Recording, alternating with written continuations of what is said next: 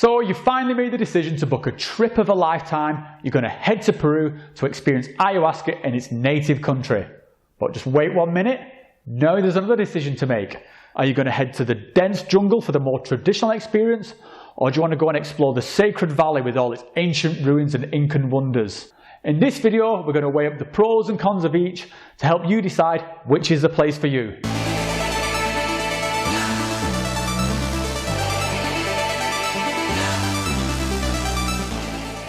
So since this assessment is going to require some high-level objectivity, and I wanted a few different perspectives in there, I thought I'd bring in the yin to be my yang. And so for the first time on camera, we have my wife, Rachel. Hi.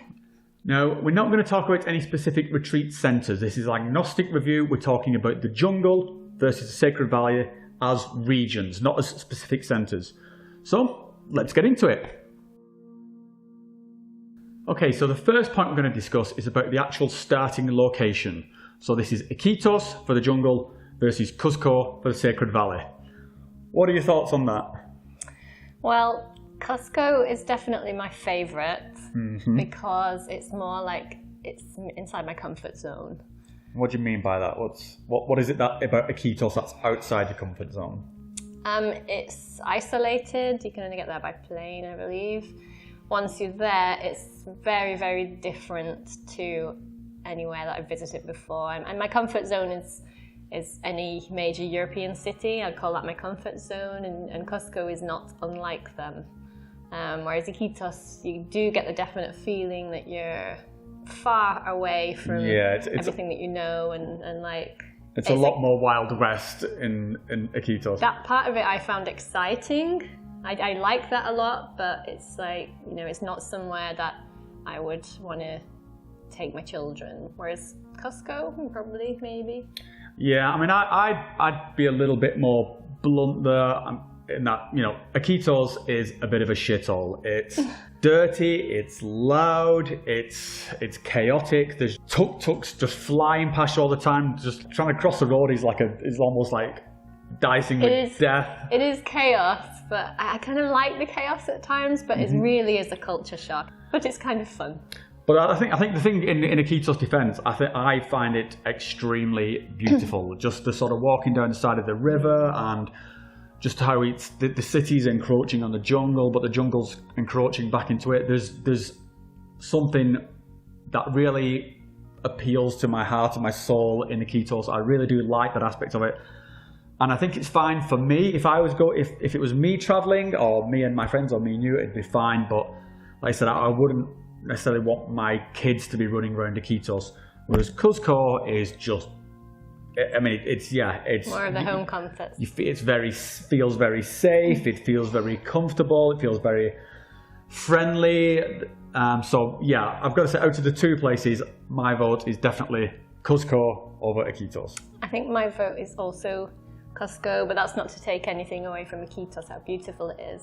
In Iquitos, there's a definite vibe that the ayahuasca is kind of ingrained into the whole thing. Like, you know, you sit in a cafe and all you hear about is people talking about ayahuasca in the conversations. It just feels like it's a lot more ingrained into it, I think. Cusco is the safer option to go for. If you're up for a bit of an adventure, then go for Iquitos. But yeah, there is some sketchy elements to Iquitos.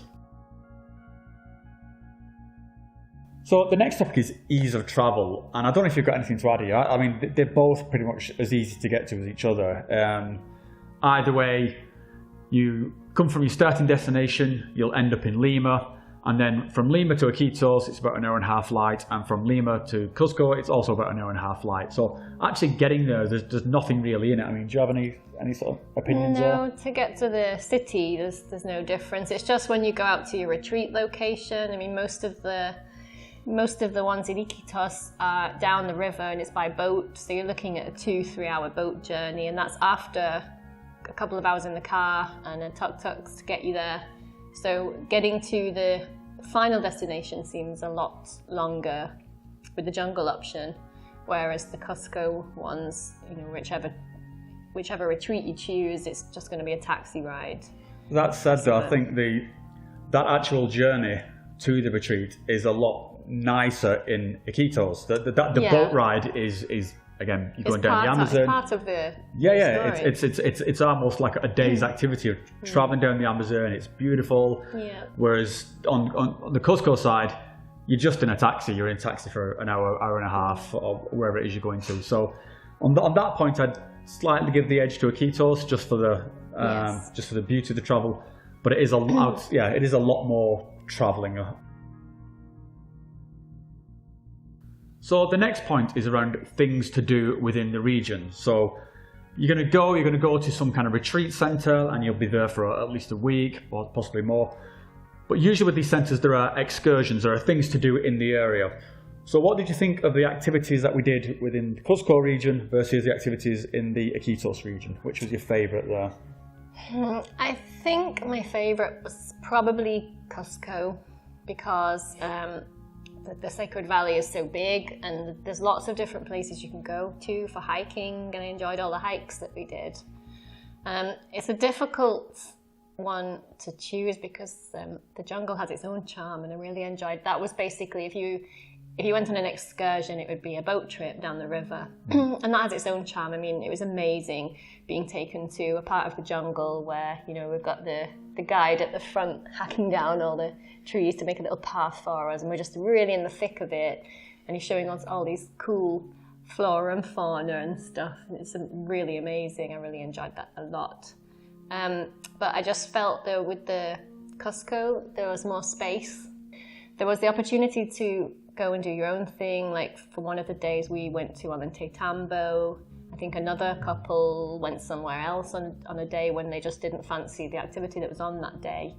It's more of an opportunity to do that.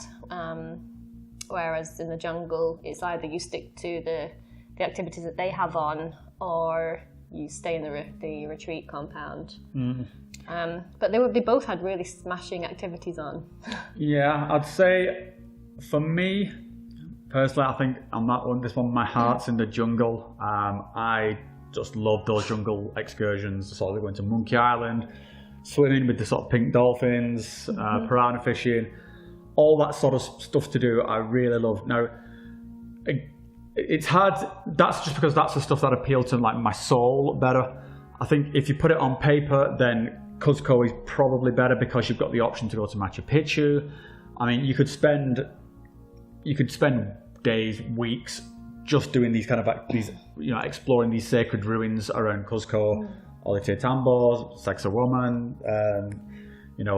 if you want to do like the Rainbow Mountain. There's just so many, using Cusco as a starting area, there's so many things. The stuff that you do in the jungle, though, it just really appealed to me. I felt like I left a little bit of my heart there in the jungle, and so for a purely sentimental reason, I'd give it the edge. But yeah, I fully acknowledge that the activities out of Cusco are just amazing and varied, and yeah, you really can't go wrong there. Okay, so the next point of discussion is about the general climate. So by this we can talk about, the temperature, the humidity, and also the bugs. Let's go with the Iquitos first of all. Iquitos. It wasn't as bad as I was expecting it to be. Okay. I thought it would be a lot hotter. The heat didn't bother me too much. I mean, it is hot and it's humid and it's relentless. It doesn't get much cooler in the nighttime. But it was only sort of maximum 33 degrees. That's something I can handle quite well. One thing I did underestimate was the bugs. The bugs were fiends, and I got fiended to death. I think I lost count on how many bug bites I had at approximately 70. I was using the strong 50% DEET stuff, and I was wearing long sleeves, and they just don't care. They just bit straight through my clothing. No matter what you do, you will get fiended by mosquitoes. The other bugs didn't bother me too much, actually. I'm a bit of a princess. So when you say other bugs, what are you talking about here? Spiders, centipedes, frogs, ants, all the other general creepy crawlies. Because you're out in the jungle, you're in these hut-style rooms, things just come into your room, so that, things will just crawl between the floorboards or just come in through the door. So yeah. They do, and I'm not a fan. I'm not a huge fan of ants or spiders in particular. I really don't like wasps, and I find ants are too similar. So yeah, they kind of freak me out a lot. But they tend to mind their own business. I mean, even we had like, I'm not sure if it was a tarantula or just a big spider. You know, the ones that are kind of this big. It was a big spider. Really big ones. We had a couple of those in our room, and you know, they just stay still. They're just there. As long as you leave them alone, they don't bother you. So yeah, for Iquitos, I completely agree with the bug situation. You think you know about bugs, you think you know about what you're getting yourself in for, and you've got no idea. You will get absolutely mauled. And we've seen people quit retreats just because they couldn't handle like the bugs biting them and how hot it was. And I think this is where you and I differ a little bit, is that you're much more of a hot person than sort of, you're much more comfortable in the hot temperatures. I'm not. For me, it was crazy hot all the time. And that, coupled with the humidity and the bugs, means during the day it can be super uncomfortable. You've really got to try and wrap your head around what you're getting yourself into. So that's your thoughts on Iquitos, but what about Cuzco? What about the temperature there? And is, you know, any problems with any creepy crawlies there? Cuzco, I would probably go against the grain and say that I found that harsher. Yeah. Okay.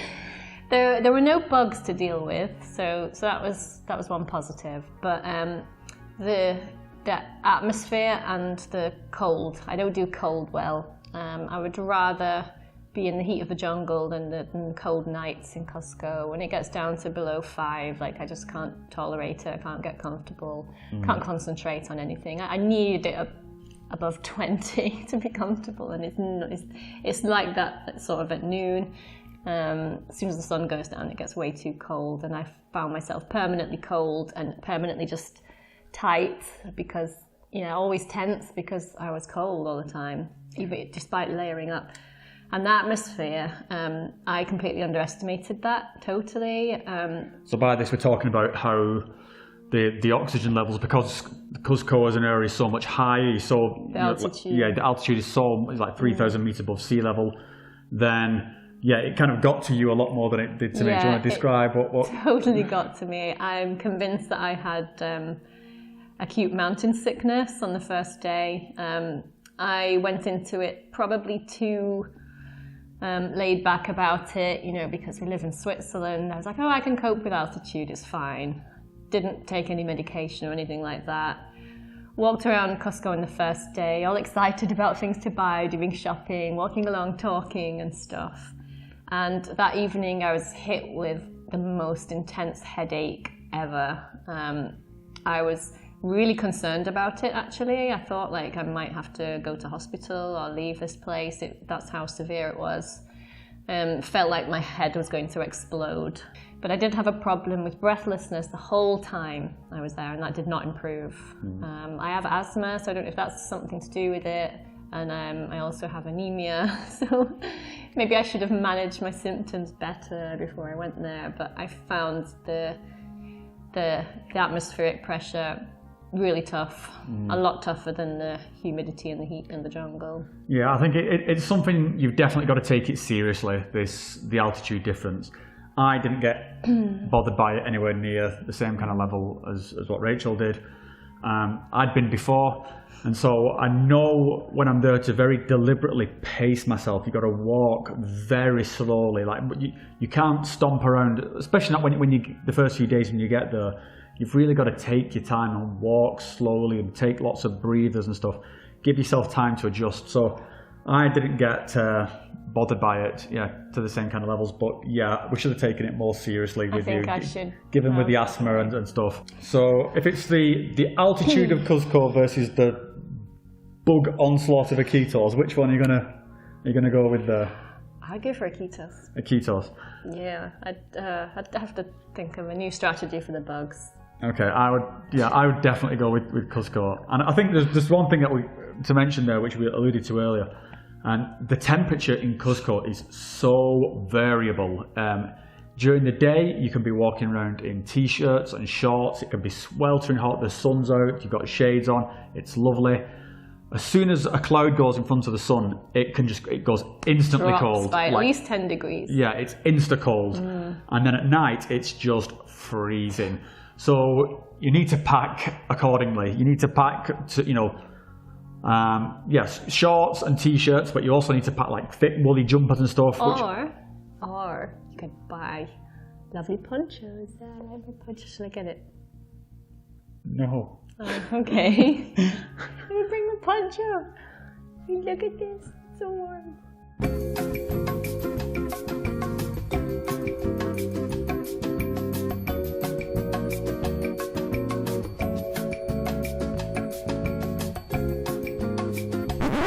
So what this means is that you really need to pack accordingly. The stuff that you have to pack is much more than what you'd pack for the jungle. In the jungle, you just bring in shorts and t-shirts and stuff like that. For Cuzco, you need everything. You need trekking pants, you need thick woolly stuff, and you also need the shorts and the t-shirts. You need rain stuff because it can just start raining instantly. Layers. Yeah, lots of layers. So it's a much bigger pack that you'll need to bring. So next, talk about safety. As you're walking around the cities, just how safe do you feel? Is there any sort of concerns there? I felt pretty safe walking around Cuzco. I felt safe enough to go out by myself. I felt reasonably safe to, if I wanted to find somewhere, I could just get my phone out and look on Google Maps or whatever. Getting my phone out to take pictures and things like that. I didn't feel like anyone was paying me any mind. Whereas in Iquitos, it was not like that. I had a bit of a uncomfortable vibe. Just that I needed to, do what I needed functionally and just watch my back, kind of. I don't know how much of that was founded or not, but due to having friends run into trouble there, then it does make me feel a little bit more uneasy. Yeah, I mean, I'd completely mirror that. If I knew that Rachel was out walking around Cuzco in the middle of night, I wouldn't be hugely concerned about that. If Rachel was walking around Iquitos at the middle of the night, I would be really, really worried. It's just a lot more sketchy, and from even just crossing the road through to sort of you hear about people being mugged on the street, and also just the street vendors as well are a lot more in your face in Iquitos. Don't get me wrong, there's a lot of street vendors in Cuzco. People coming up, but the ones in Iquitos are, they really don't take no for an answer. They'll be trying to sell you necklaces and stuff, and they just won't go away until they've shown you these things. So and some of them as well will try and badge you into certain areas. I had one guy who was trying to shepherd me into like sort of some alleyway, and it was very uncomfortable trying to like say no, I don't want to go down there because I was I had a belt full of money on me. So again, it might be completely unfounded. I don't think it is, but Iquitos definitely has concerns for safety. Again, if you're going as an adult, it's one thing. Particularly if you're in a group of you, then you're probably quite safe. If you're traveling on your own, or especially if you're a female traveling alone, or if for whatever reason you're there with young kids, I'd say you really need to be a lot more self-aware. And the next one is a topic that you will love. It's shopping, like the potential for buying stuff while you're there.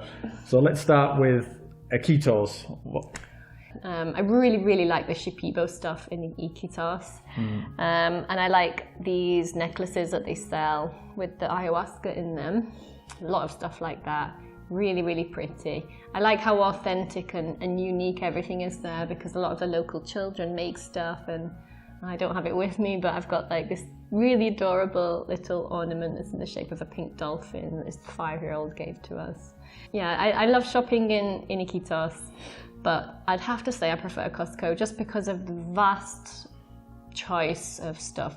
You're just overwhelmed, to be honest, with the amount of things that you can buy. And because it's cold there's a lot more clothes like ponchos and hoodies and warm things and scarves and like beautiful gloves and hats and more ponchos. Okay, calm down. So I think what you're trying to say is that you like the choice of options there in Cusco. Yeah, but I do really like Iquitos too. It's hard to choose. I like shopping in both of them, but for Cusco, like I would joke to someone if they said, "What do I need to take for Cusco?" I'd say, "Take an empty case, fill it full of $100 bills, and that's it." Like because I took a case full of clothes, I left like that much space for new clothes or whatever. And it just wasn't enough, and it was really unfortunate to have to come home not having bought all the things I'd wanted to, simply because I didn't have enough space in my case. Yeah. I think for the answer to this question is going to come down to a lot more of whether you prefer this Shipibo stuff, the Shipibo patterned clothing, the sort of like the ceremonial outfits with all the Icaros woven into it, or whether you prefer all the Inca style, the sort of the ponchos and the sort of the beanies and stuff with the Aztec-y Inca sort of geometric patterns done into it.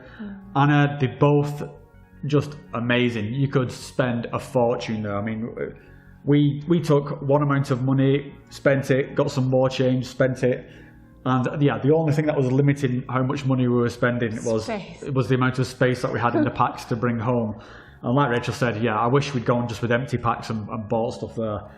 But for me, personally, I love that Shipibo Icaro pattern style. I love, particularly if you're going to get yourself like an outfit for wearing in ceremony, then yeah, you can really get some amazing things. And I like the Inca style stuff a lot in Cusco, but the stuff that the Shipibo stuff that you get, it feels so much more individual. There's a kind of a production line feel to the stuff in Cusco where it's like, this is one of 5 million.